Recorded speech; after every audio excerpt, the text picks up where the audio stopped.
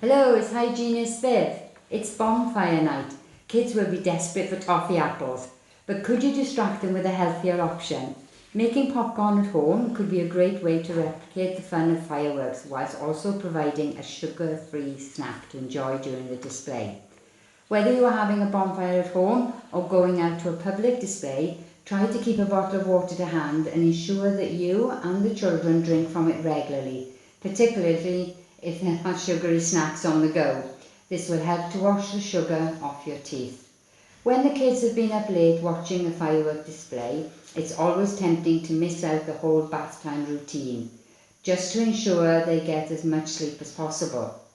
However, skipping toothbrushing is a dangerous precedent to set, especially on a night when they may have enjoyed the odd sugary treat. Do ensure that you leave it at least half an hour between the last snack and toothbrushing though. If you brush too soon, the enamel on your teeth will still be softened from the sugar and you risk doing more harm.